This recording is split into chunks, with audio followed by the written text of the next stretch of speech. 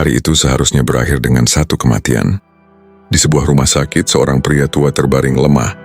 Detak jantungnya tidak stabil. Dokter sudah bersiap mengumumkan waktu terakhir. Keluarganya menangis. Istrinya menggenggam tangan yang dingin. Anaknya menunduk menunggu perpisahan. Monitor jantung berbunyi panjang. Garisnya lurus. Namun, tidak ada yang terjadi. Tidak ada napas terakhir. Tidak ada tubuh yang benar-benar mati. Pria itu tetap terbaring. Mata terbuka. Kosong. Di ruangan lain, seorang korban kecelakaan parah seharusnya sudah meninggal. Tulang remuk, darah mengalir. Tapi tubuhnya tetap bertahan. Tidak hidup, tidak mati. Dan tanpa disadari siapapun, hari itu, kematian menghilang dari dunia. 3 jam pertama terasa seperti kesalahan medis. Dokter kebingungan. Perawat saling menatap. Harusnya sudah. Kalimat itu berulang, tapi tidak pernah selesai. Di kamar ICU, pasien yang seharusnya meninggal tetap ada. Tidak sadar, tidak bernyawa sepenuhnya. Keluarga panik. Mereka tidak bisa berduka, tidak bisa berharap. Di jalanan, kecelakaan tetap terjadi. Motor menabrak mobil, tubuh terpental. Orang-orang berteriak. Ambulans datang. Namun satu hal aneh terjadi. Tidak ada korban meninggal di tempat. Orang yang seharusnya mati tetap ada.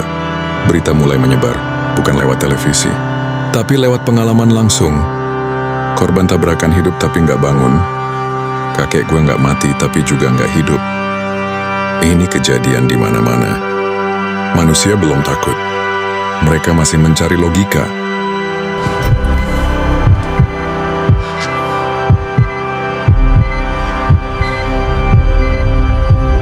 Rumah sakit mulai penuh. Bukan oleh orang hidup, tapi oleh tubuh yang tidak bisa mati.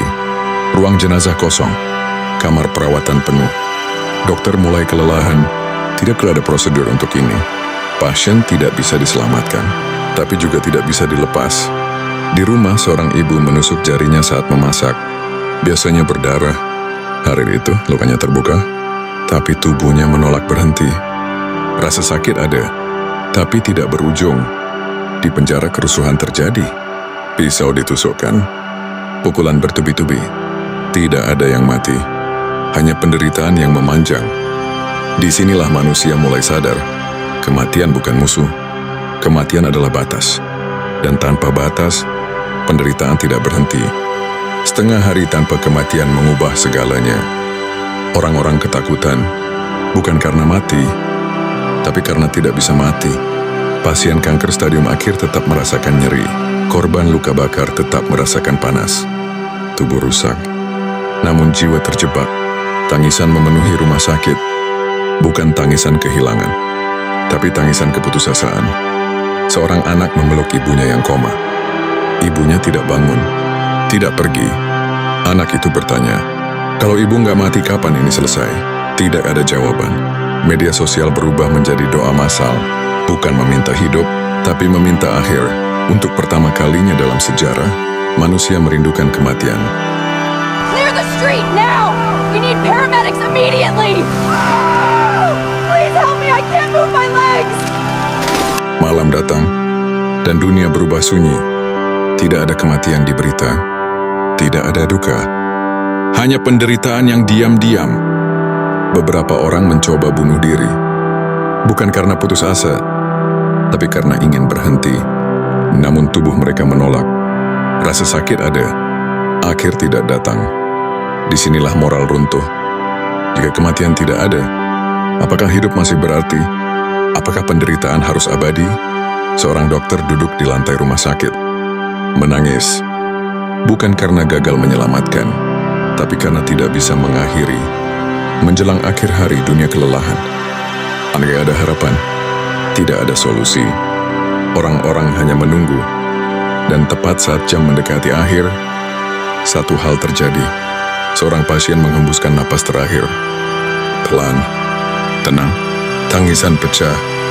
Bukan sedih, tapi lega. Kematian kembali. Satu persatu tubuh-tubuh yang terjebak akhirnya dilepas. Keesokan harinya dunia kembali normal. Orang mati, Orang hidup, namun manusia berubah. Mereka sadar bahwa hidup tanpa akhir bukanlah berkah. Kematian bukan kutukan. Iman adalah epen. Dan sejak hari itu, beberapa orang mulai hidup lebih lembut. Karena mereka tahu, tanpa kematian, hidup bisa menjadi hukuman terpanjang. Hari itu berakhir. No more pain. You can rest now.